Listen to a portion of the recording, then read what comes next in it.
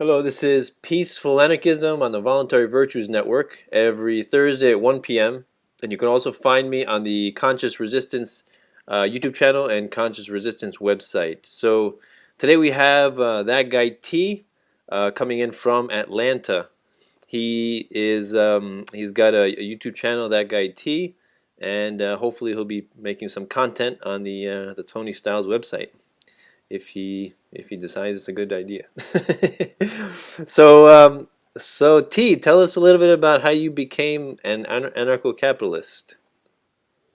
Well, it was kind of a quick journey. People usually say you turn to an anarchist, within 6 months of being libertarian. I told you about 4.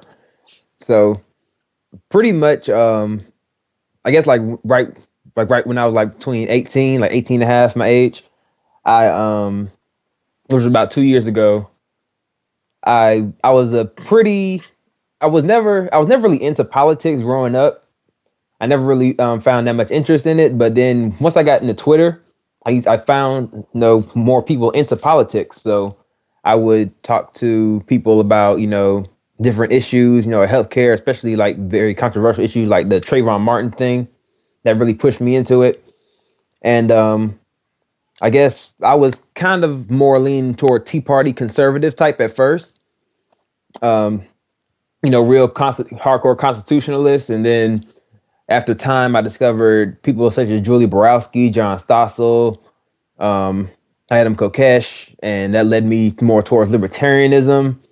And from there, I voted for Gary Johnson, which will be the last time I vote. But at least it was a libertarian for my first time. Much better than me.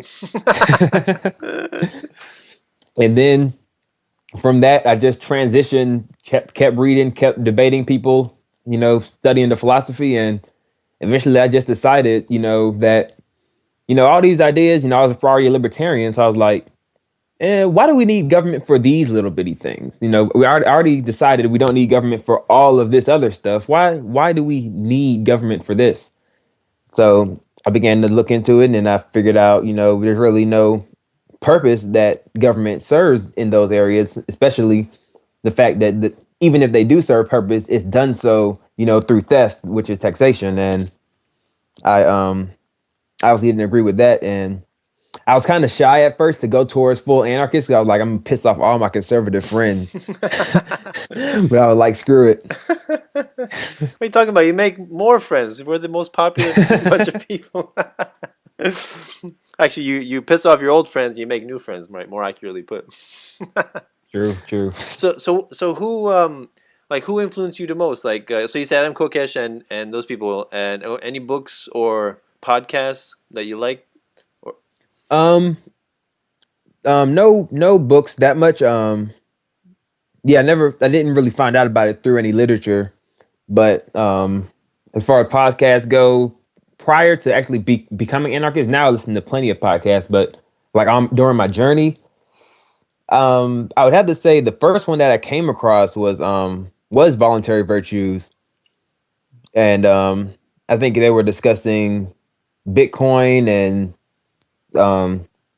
some other event that was going on. I can't remember, but that and also John Stossel. I started watching that weekly, and every week he would cover a new topic. New topic about why do we need government in this, why the private sector is better than this at government, and it all made a lot of sense to me. And I looked into it more online, and I was like, And then I guess those would be my two main influencers would be John Stossel and probably Adam Kokesh.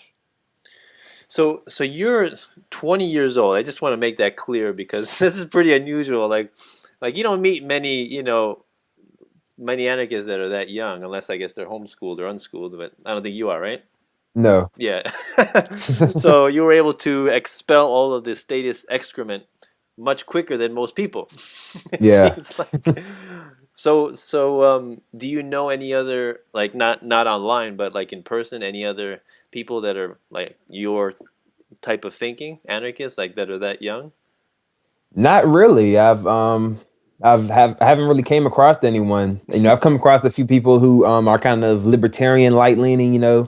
Like kind of like I want to end the drug war. I want to I don't think we should have entitlement programs, things such as that, gay marriage, your average light libertarian, but still we need government to build the roads.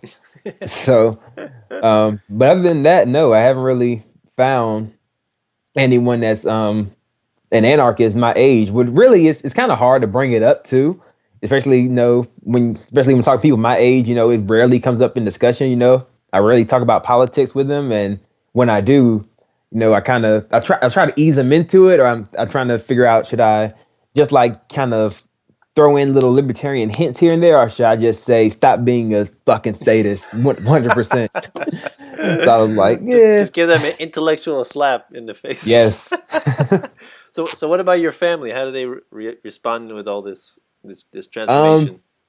At first, they were really freaking out, like especially my mom. She was No, what scared. are you doing? Yes, they were scared. They were like, because especially when I started making videos. Because prior to this YouTube channel, I had another one, which like I was kind of like on my conservative base. I was criticizing, the military and government. Basically what I'm doing now, but less structured and kind of sloppily.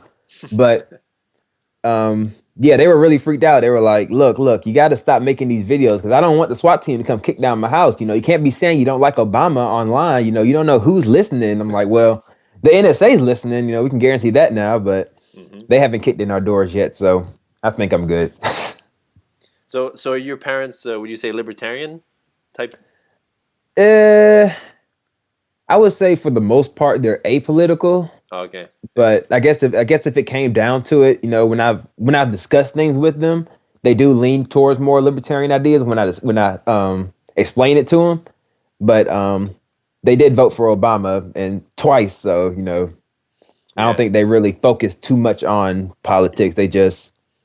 Um, they pretty much just average vote Dem because Dems are for the poor, and Of course. I'm not rich, so Yep. Not too many of us can claim that. But yeah, it's pretty interesting. When you go down this path, you're immediately alienating some people, and we don't choose this path to make friends or gain yeah, popularity. We choose it because it's moral and humane, and it's the right thing to do, right? And I think that's what we should make choices in life. Like, what would do you? Should we really make choices to make more friends, or because it's the right thing to do? Like if you're in yeah, Nazi true, Germany during the Holocaust, if to speak out against the SS soldiers, that's unpopular, right? Right, but a lot of people did not do it because they're afraid, right? And if you're yeah. like you're claiming that we live in a free country, but then at the same time you're afraid to speak out because somebody might be listening, like doesn't that say something about how free we really are? True. Just the idea of people just being stuck. Some people might call it a comfort zone, and I go farther than that. It's not even so much of a comfort zone. It's kind of like a form of mental slavery Yeah. because you're like really fearful of venturing outside of that comfort zone, not only because you don't want to risk losing popularity or you just don't know what it's going to be like going outside of it, but because you're scared of punishments that might come once you start questioning the status quo or general ideas, especially about the state. Yeah, like the way Voltaire put it. He said, if you want to know who rules over you, find out who you cannot criticize. True. Right? Good point.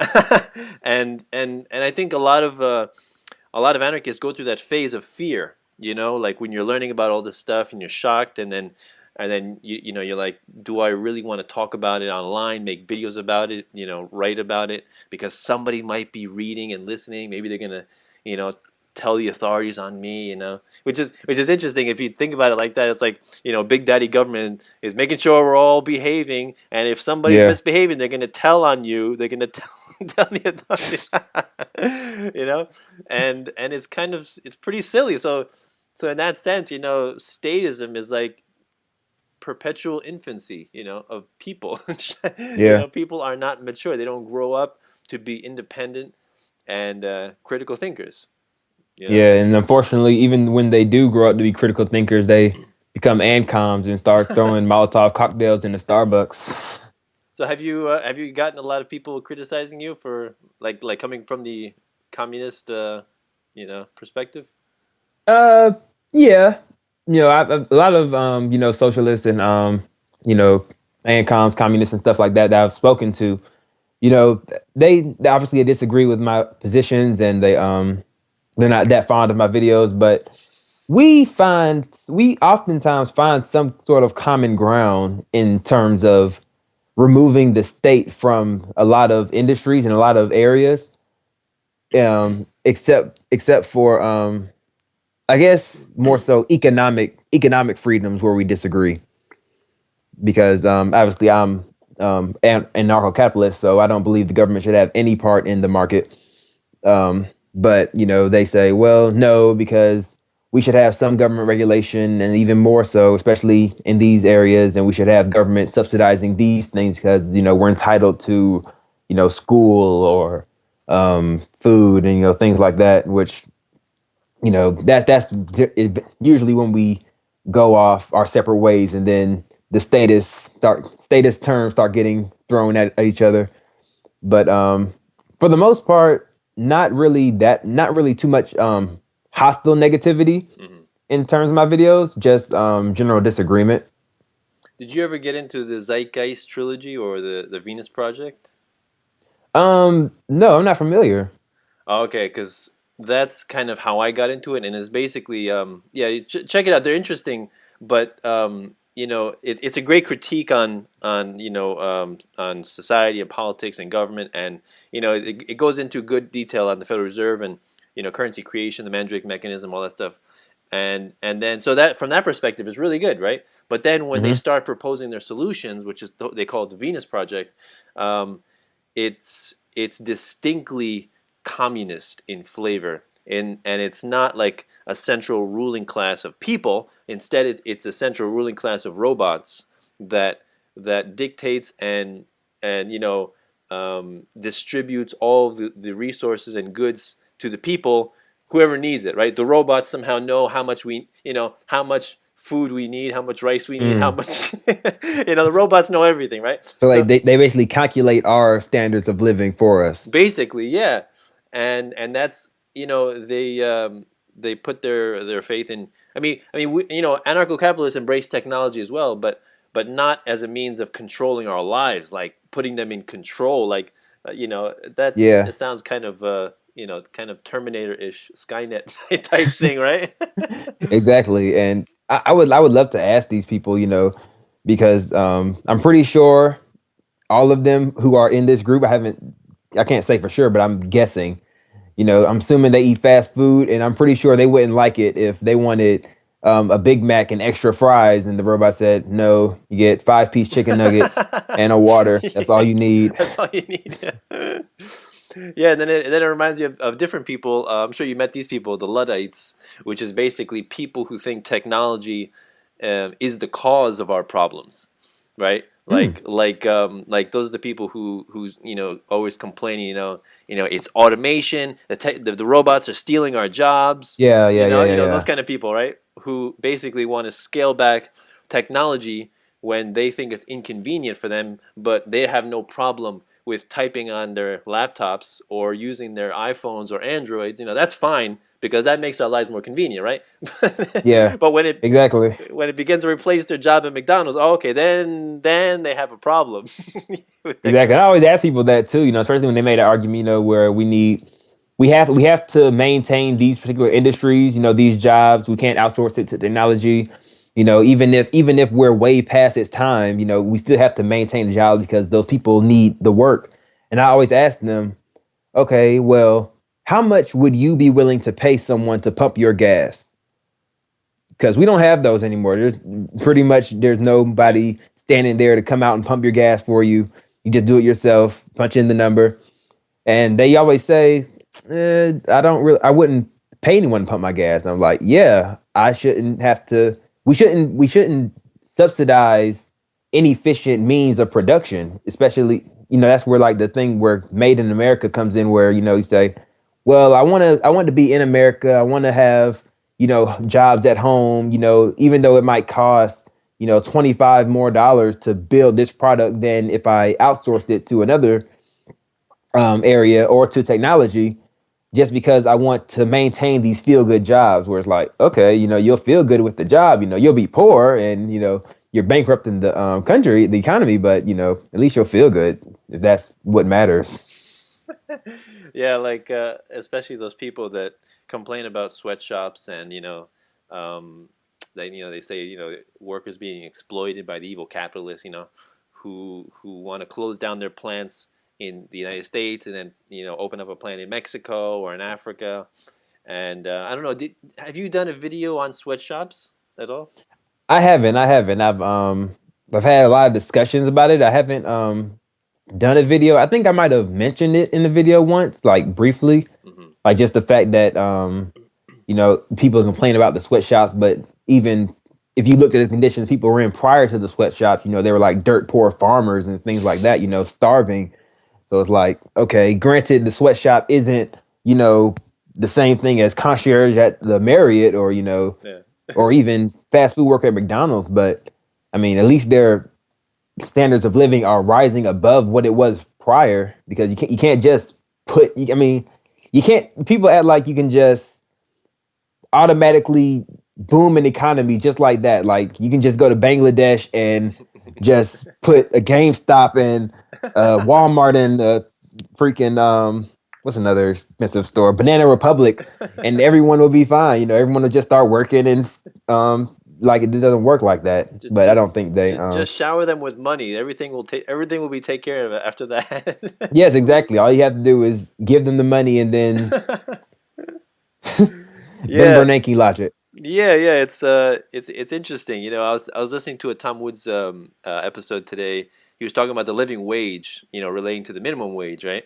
And Hmm. and he gave an interesting thought experiment. He says, imagine if Martians came and they took away all of our machinery, all of our technology and assemblies and production and factories and we had to do everything by hand, right?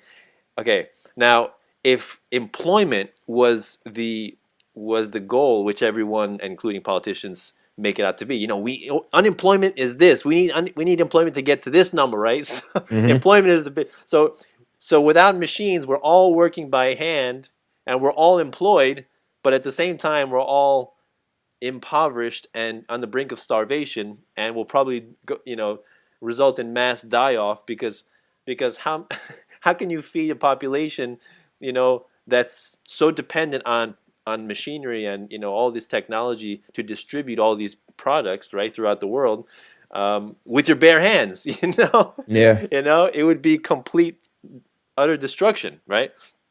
And and I think people have to realize that, yeah, you can't just it doesn't matter how many hours you work or how rich you are or how much money you steal from the rich, you know if you don't have the proper technology, the machinery, the ingenuity of entrepreneurs, we're we're not gonna succeed. We're not gonna boom, right? Yeah. So yes, that's. I mean, do you have this conversation with people about the minimum wage? Yeah, I've had a video on minimum wage, which well, yeah, that was my first real controversial video where people were like, "Whoa, I was agreeing with you on all the feminist stuff, but what is this? You want to get rid of the minimum wage? Freaking right wing radical and um, especially livable wage. Livable wage is something that I think more people don't really understand what they're asking for when they ask for a living wage. When people ask for a living wage, there's different interpretations of what a living wage is. Some people say, like Obama says, it's $10.10 an hour. Some people say $15 an hour. And I always ask, what do you determine a living wage to be? If you determine it to be enough to where people can afford food, shelter, and clothing, essentials, then obviously people are making a minimum wage, because I mean a livable wage at McDonald's, because most of McDonald's employees aren't homeless. Most of McDonald's employees are in the streets starving. And I always say, well, what's the livable wage between a McDonald's employee and someone like Donald Trump? You know, if a McDonald's employee has to pay $200 a month for rent, and Donald Trump has to pay 12,000, who who do we satisfy? Do we give both of them a living wage? And is it just subjective on your living conditions? Because if that's the case, then I will definitely go sign a mortgage for a mansion right now if the government's going to give me a living wage to live there. A mansion where everyone else is paying for it, though, right? Yeah, exactly. Yeah. The whole living wage thing is completely arbitrary nonsense. It's like how much food, how many beans is considered a living wage? How much meat per week? How much rice? How much vegetables? How many cigarettes do you give a person luxury? Do you give a person, how much? Like it's just completely arbitrary. Who decides these things? Nobody should decide these things. This is not something that's left up to government. Yeah. Government has no way of satisfying consumer demand whatsoever. Right? It's a monopoly on initiated aggression, and it has no accountability to the people whatsoever. you know, um, which is another interesting argument. Like when people talk about monopolies forming, like the recent net neutrality thing. You didn't do a video, right, on the net neutrality? No, not net neutrality. Yeah, I yeah, didn't cover you that. should definitely cover that because that's right. That's like it's in the people are talking about it a lot, and because it's so ridiculous. Like people are talking about, we're gonna have the ISPs are gonna form together, cartels. They're gonna gain monopoly status, and we need the government to go in there, regulate them, control them. And Hmm. then you gotta ask, well, what is the government? Oh, the government's a monopoly. Oh, okay. So yeah, definitely, I suggest talk about net neutrality. Yeah. That's the next one. Even though I'm not that familiar with it, I haven't really read too much up on it because I haven't had time. But whenever I have a discussion with somebody, they always bring up Netflix. They always say, "Well, Netflix is for net neutrality because these evil companies are scamming Netflix, charging them extra money, for them using extra bandwidth, which is completely, you know, immoral apparently, to charge for the amount of services that you use." And I don't know. I've never really heard a good argument for net neutrality, but There is no good argument. yeah, there's no good argument. But then again, I haven't studied enough to where I could formulate a good argument against it, other than the fact that government doesn't really have a business in the particular market, and just based off of prior knowledge of governments ruining things, that is probably not going to fare well. And but I haven't read the bill. That we had, there was another one that we had to pass before we were able to read it. So But by the way, no one has read the bill. It passed in the FCC, Federal Communications Commission. It passed with a vote of 3-2, and the people who voted for it were unelected, unaccountable bureaucrats, right? So they voted mm, for it in secret. Nobody even read the bill before it was passed, and I think most of the people that even voted for it didn't even read the bill. The bill is like over 300 pages.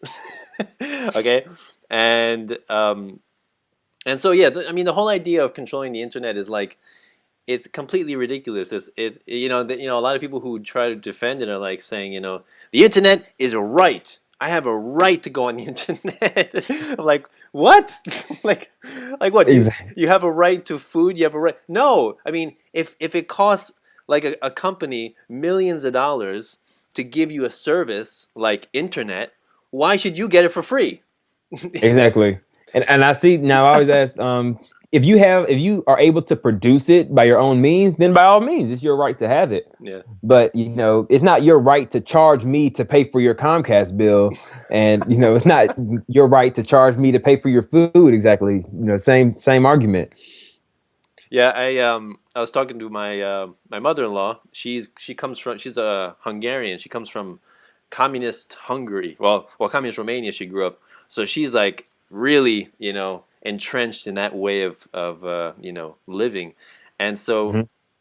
the way she looks at life is she's like, life is expensive. She's like, I did the calculations, and life is like really expensive. Living should be free. Everything should be free. I'm like, what are you talking about? You say, look at that electricity coming out of your light, right? Your light. That's That's not free.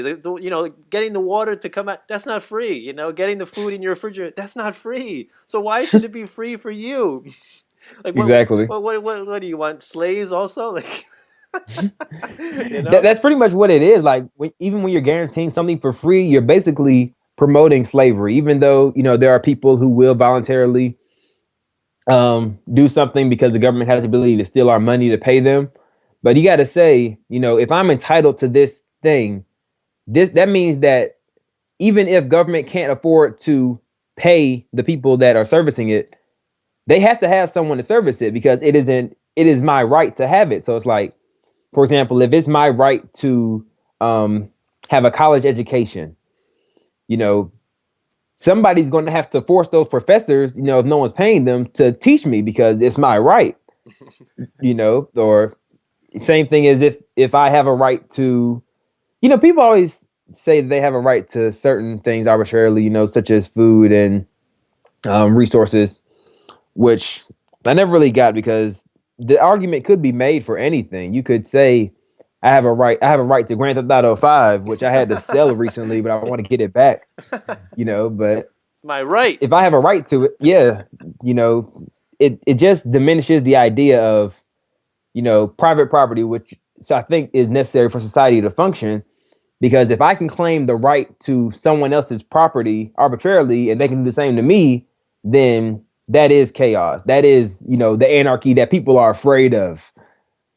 Yeah, yeah, yeah. That's theft right there. Yeah. And but people don't realize that private property is really the foundation of a free society. The ability for people like we all innately understand how important privacy is. Like, talking about the NSA, some people have the argument like, if you're not doing anything wrong, you have nothing to hide, Hmm. right? You hear that, and so I ask these people, um, do you close the blinds on your window at night? Do you close your door when you're changing? Like, why are you covering your? Why are you not letting people look into your bedroom? You have nothing to hide, right? Exactly. We all innately understand privacy. Nobody has to be taught, that privacy is important. It doesn't matter if you have something to hide or not. And even if some people are comfortable with giving up their privacy, I don't mind. I don't have a problem with it, but I don't think people see it as how it really is. They see it as, I'm okay. I don't have anything to hide. I'm okay with the NSA listening to my phone calls.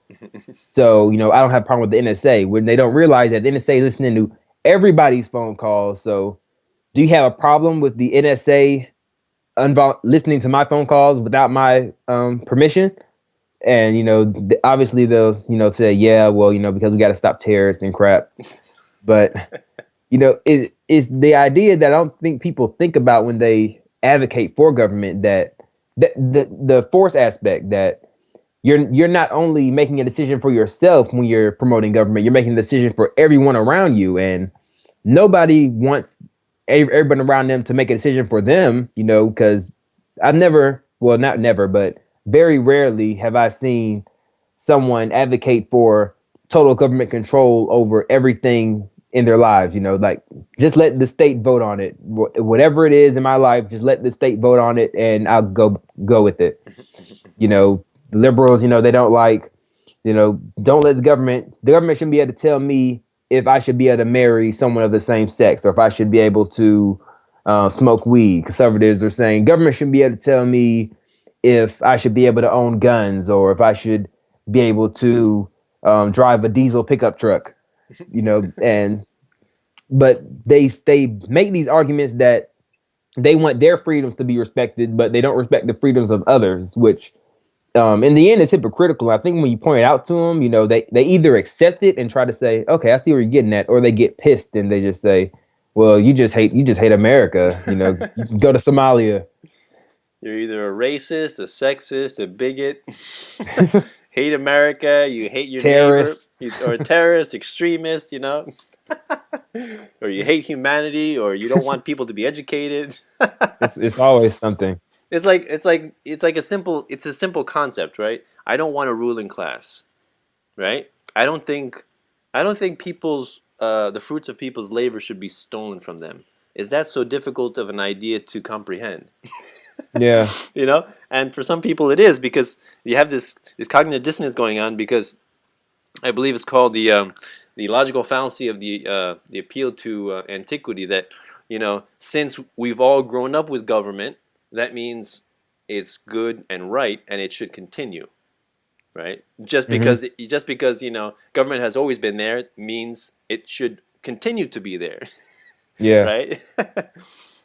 Which is pretty ridiculous if you think about it. Yeah, and I think a lot of people from the left too, when they make the argument that if we get rid of government, then the rich are going to control us. Then we're going to, if we get rid of government, then we're just going to have a ruling class of corporations. And I always ask, corporations, first of all, they wouldn't exist in a stateless society, but even so, companies, they don't have the authority to aggress upon you. They don't have the legitimized force. So, you say who's like when people say, well, who's the government is screwing over the people because it's ruled by the corporations. So we need to get rid of the corporations, when it's like, well, no, maybe we get rid of the people who have the authority to use a gun to force you to do things you don't want to do. Then maybe the corporation wouldn't really have power, because I mean, McDonald's can't force me to eat there um, instead of Burger King, unless they got government to pass a bill where government banned Burger King. Then that's okay. But if McDonald's just forces me, it's not okay, which it doesn't make sense. I don't see how they could come to that conclusion, logically, where you have one entity forcing its will upon others, and the other entity, which is not. So, but it's the entity that's not an entity that doesn't have, I guess, the legitimized authority to do so. That's the bad one. But the entity that has the authority to force its will upon you and be bought out and promote special interests, those are the ones that we have to maintain, which is government. We have to keep government active. We just have to fix it, but we have to get rid of all these evil companies and evil rich people. Exactly. I think one of my favorite quotes is, sending in a good man to reform the state is like sending in a virgin to reform the whorehouse. When people say we got to work within the system, you got to vote. We can change it. It's just going to take time. You have to be patient. And Decades. I always ask, how many people have worked well within the system. I mean, of course you can say like lobbyists, they work well, they get things struck down sometimes. Then they also get a lot of things passed. So, the system, you can work within the system, but you can't work against the system in the system. Hmm. So when you're working with government to try to shrink government, it's usually not going to work.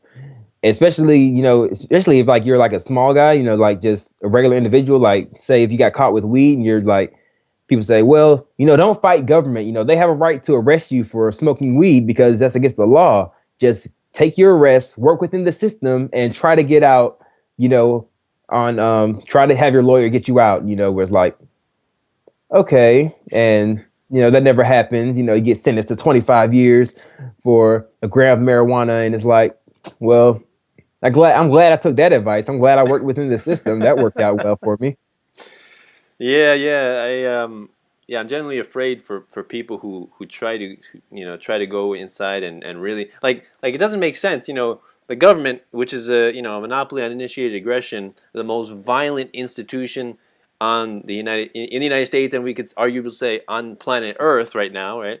The United States Empire is going to contain elements inside of it for its destruction, to self-destruct. Like, we're gonna use the government to get rid of the government? Are you serious? Wait, what? Like, you're gonna use the mafia to get rid of the mafia, right? You're Yeah. gonna. I saw this great meme. It's like instead of trying to end hell, go to hell and change it from the inside.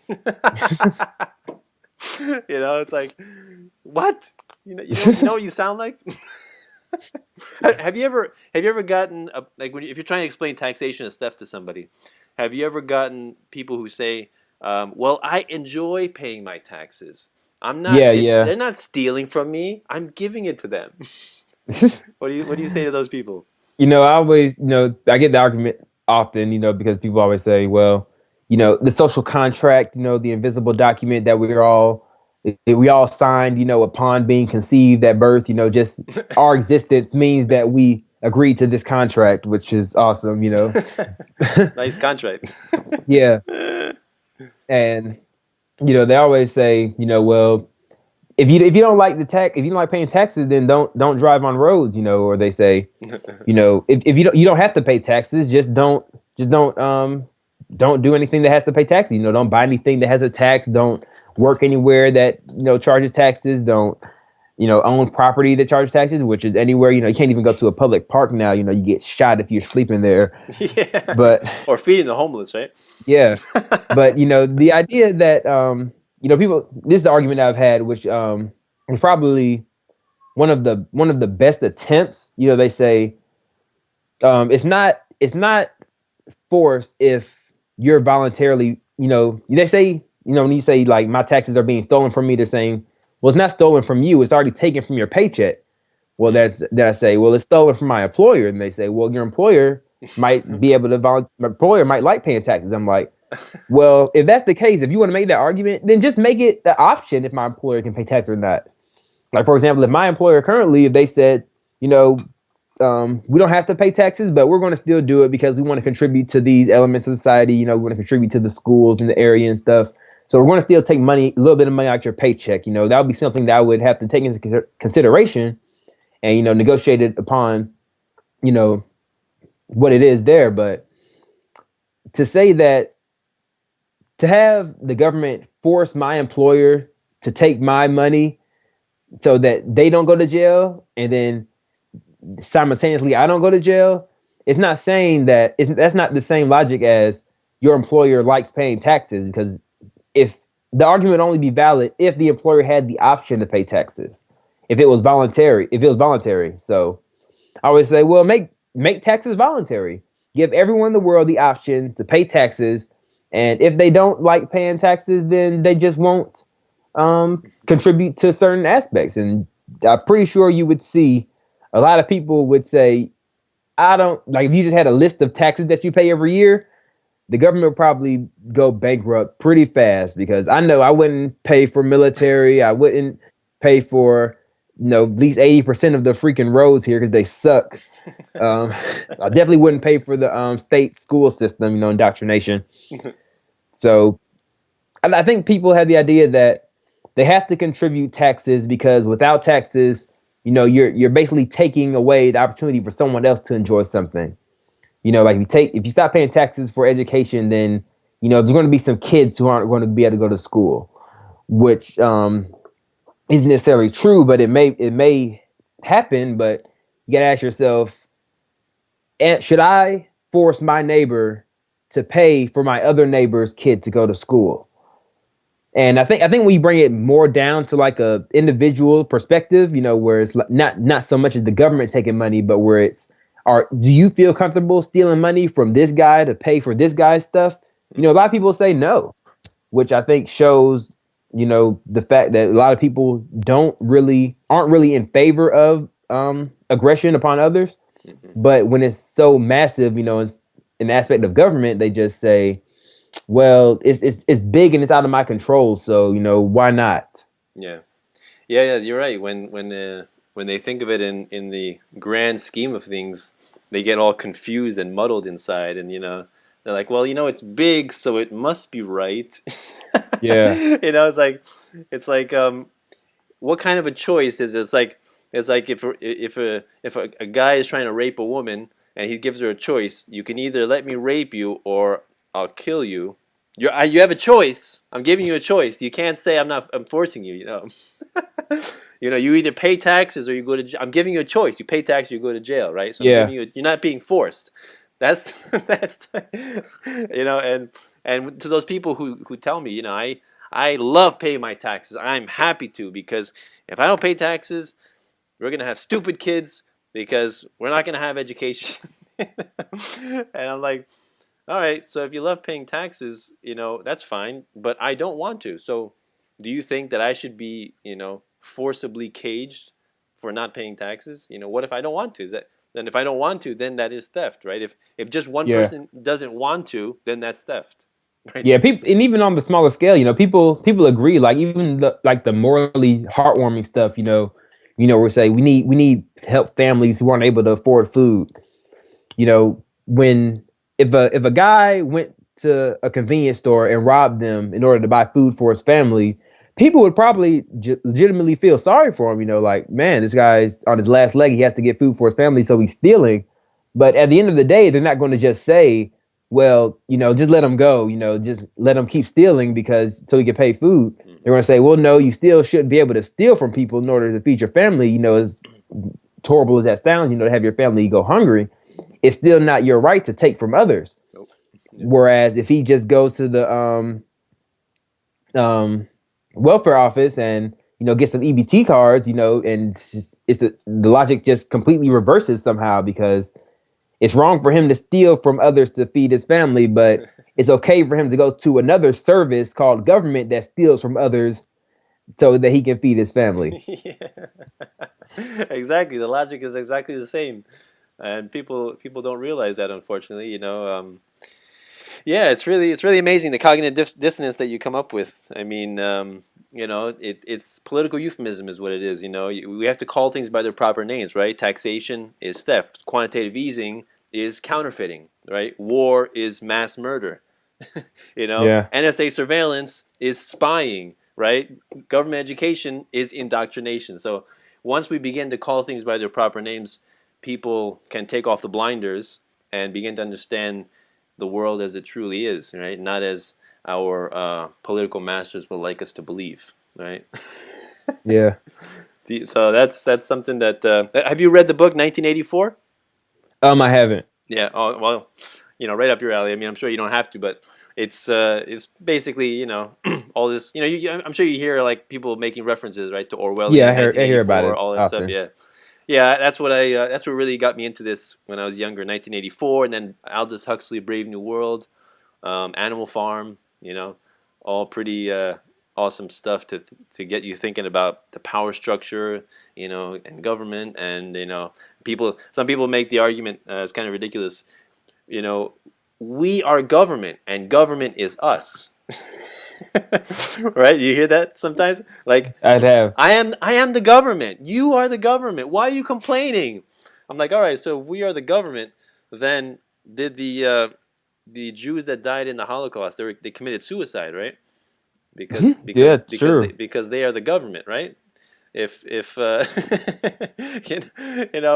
the government decides to bail out banks at trillions of dollars, so you did that, right? Not not the politicians. I mean, how do you respond to that? We are the It government. I don't know. It's just people say that it's not hard to respond, but it's like you just have to bear with them, because it's like, man, that's that's really sad that some people have that mentality. That where we're not individuals, we are all part of a collective system where everybody apparently fits into this one um, societal bubble where you know one man's labor is another man's labor, one man's crime is another man's crime. Even though they don't go that far when they say government, we are the government, because like you said, did I invade Iraq? No, that was Bush. I didn't want to pay for that. So when people say we are government, or we are a part of government, I say not really. I mean, I may be a part of government involuntarily, the same way that you know the Jews were part of the Nazi SS, or the same way that slaves were part of plantations. They're all one thing, but one side doesn't really have a choice in being a part of that thing. So is it really fair to say that we are government, so that makes government okay, when I don't have a choice not to be a part of government? Yeah. And actually, you brought up the president and war, and another thing I like to lay on people, the shocker is I ask people, so do you think the president is a mass murderer? And I like to shock people. What are you talking about? Of course not. He's a good guy. He's got a family. He's got kids. He wears nice suits. How can he be a mass murderer, right?